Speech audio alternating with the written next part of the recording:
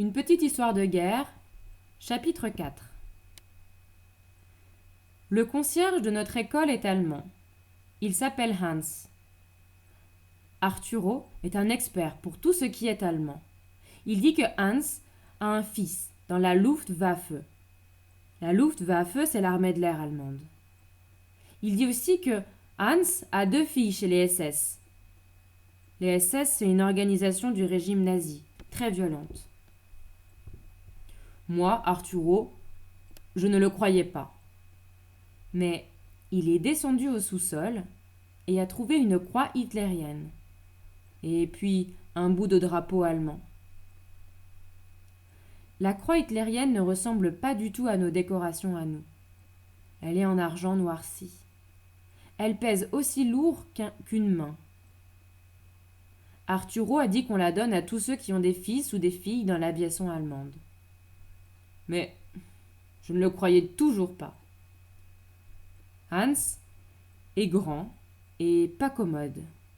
Il règne sur le sous-sol comme un prince plutôt brutal, mais il ne nous ferait jamais de mal. Il crie quelquefois après nous, mais sans jamais rien nous faire. Arturo est allé montrer la décoration à la directrice de l'école, Mrs. Carroll. Mrs. Carroll a appelé le FBI. Il ne s'est rien passé. Hans était aussi mal embouché qu'avant. Il mangeait des sandwichs tout seul dans le noir. Les élèves allaient le provoquer. Mais moi, j'avais pitié de lui. Je ne pensais pas que c'était un espion. J'allais m'asseoir à côté de lui sur les marches de l'escalier de la cave. Il avait toujours le cou sale. Mais les concierges ne peuvent pas se laver le cou comme tout le monde, hein.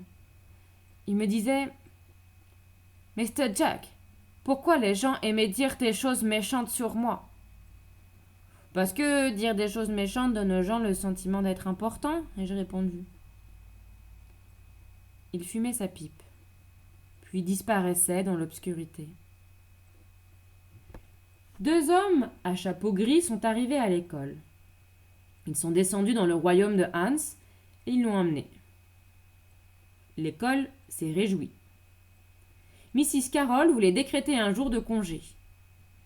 Mais les membres du comité de direction ne l'ont pas permis. Ils étaient contents que le FBI soit venu chercher Hans, mais ils ne voulaient pas que la directrice s'amuse avec le calendrier scolaire. Arturo s'est mis à danser dans la classe. « J'ai attrapé un espion !» disait-il. Les filles sont venues l'embrasser. Mais Mr. Franklin n'a pas voulu le récompenser pour s'être glissé en cachette dans la cave et avoir chippé les affaires de Hans. « Je mérite 5 étoiles d'or !» a déclaré Arturo. Les étoiles d'or, c'est la plus haute récompense chez nous.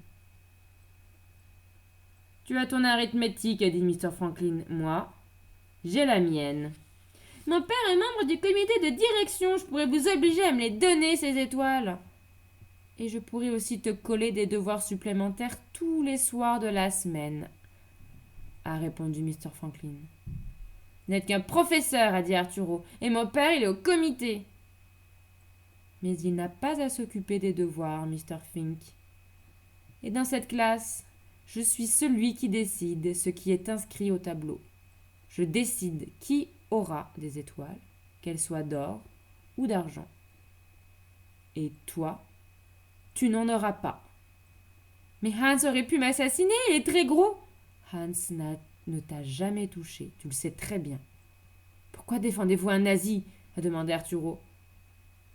Si Hans est condamné, Mr. Fink, vous aurez toutes les étoiles d'or qui sont dans mon tiroir. Jusque-là, tenez-vous tranquille.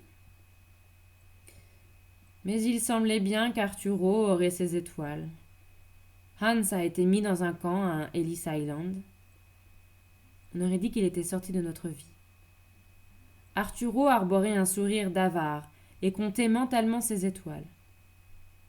Il est devenu chez nous plus populaire que Donald Duck. Il écrivait des lettres d'amour à Morissette. Il lui faisait la cour en lui offrant des frappés. Elle en oubliait aussi bien Jack Dalton que Barnaby Rosenstock. Elle rêvait d'étoiles d'or et du garçon qui irait avec. J'ai dû réconforter mon propre rival, Rosenstock. Il pleurait pendant les cours, des larmes presque aussi grosses que ses doigts. Nous allions nous fiancer, Jack, juste avant de passer dans la classe supérieure.